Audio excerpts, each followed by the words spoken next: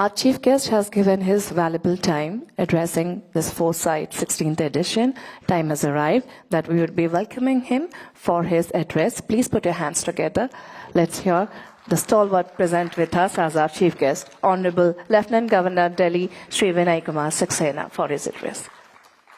Shrimati Jaggi Mangat Panda ji, keynote speaker, Guru Madhusudan Sai ji, ladies and gentlemen.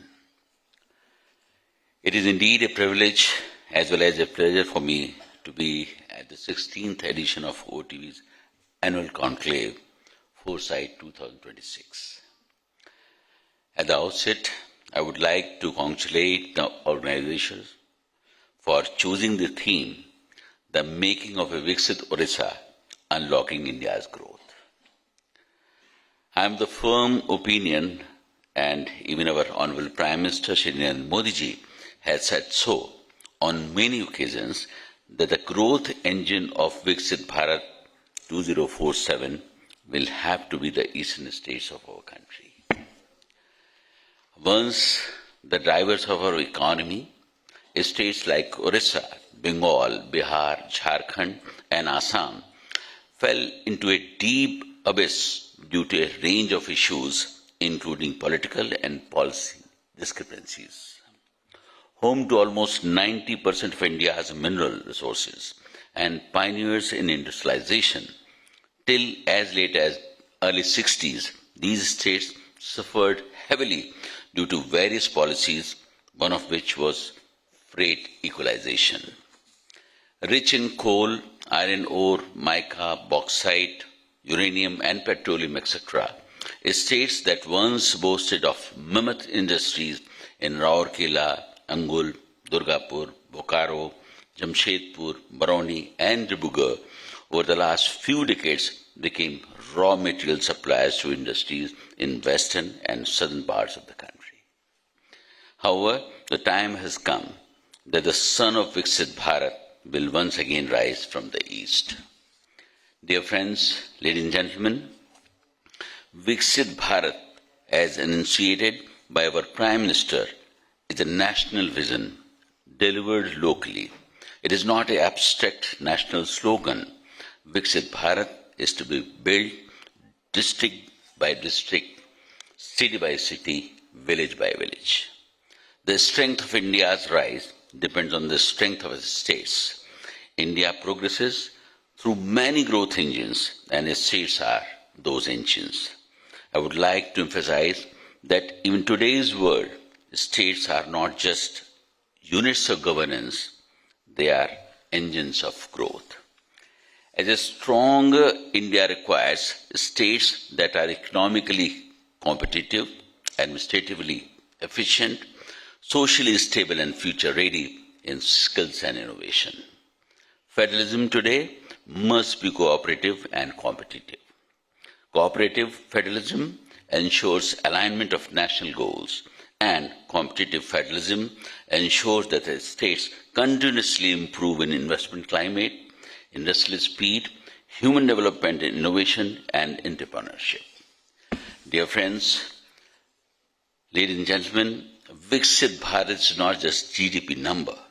It is about better services, better mobility, clear cities, rule of law, and better governance experience. This is where the states play the most direct role.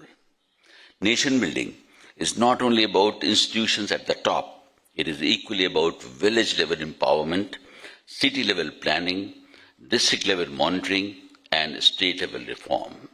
India becomes developed when the governance becomes predictable, fast, and fair.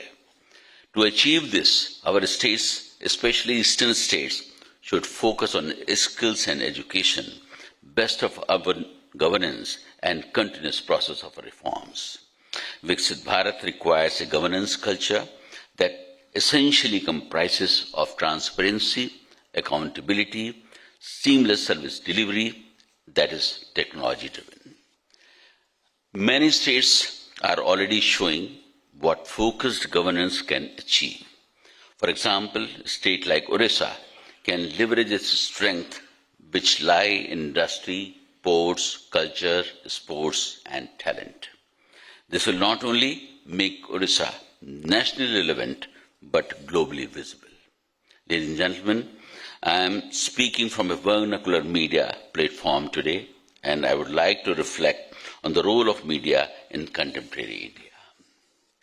Hindi तथा अन्य भारतीय भाषाओं जैसे उड़िया, बंगला, तमिल, मलयालम, तेलुगु, असमिया, गुजराती और मराठी की media पहुंच किसी भी अंग्रेजी अखबार अथवा चैनल से कहीं अधिक होती है और अंततः यही मीडिया ही एक आम भारतीय को सूचना देता है और उनके विचारों को प्रभावित करता है।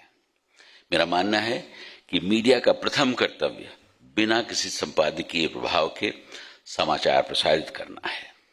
मीडिया किसी भी आइडियोलॉजी अथवा राजनीतिक पार्टी के हित अथवा अहित का साधन नहीं होना चाहिए।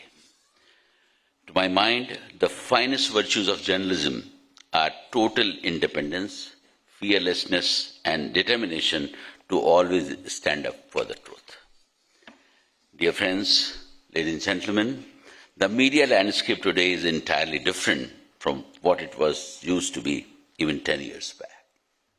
In a way, everyone with a phone can be a publisher, a journalist, and a broadcaster, be it a school teacher, a mother, a student, and a political activist.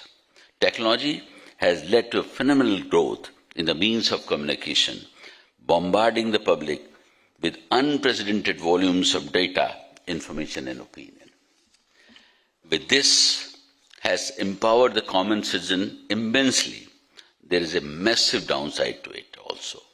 The sheer scale and volume of data and information means that much of what is available today remains unfiltered and unmediated, in many cases even unchecked. Such information, in order to make sense, needs to be carefully vetted, checked and rechecked. This is where good journalism plays a vital and irreplaceable role. It intervenes. It should carefully go through all the data and separate facts from what is now described as fake news. It should ensure accuracy and provide context, analysis, and opinion so that the public can be better informed and in turn form informed opinions. This is a role that the media has traditionally played and must carry on playing. For achieving the highest standards of professionalism, journalists and media organizations must turn the spotlight toward themselves. They must hold themselves to the standards they demand of others. The personal beliefs of individual journalists can and do create conflicts of interest. They also reduce the credibility of media. Objectivity has to be restored to regain public trust.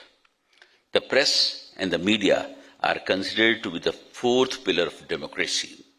It wields extraordinary powers of not only holding the other three pillars accountable, but also influencing and shaping public opinion like no other institutions of democracy can. This power also puts an enormous responsibility on the media in terms of objectivity, fairness, and balanced reporting. I do hope that all our institutions will stand up to the responsibilities bestowed upon them. Thank you. Jai Hind.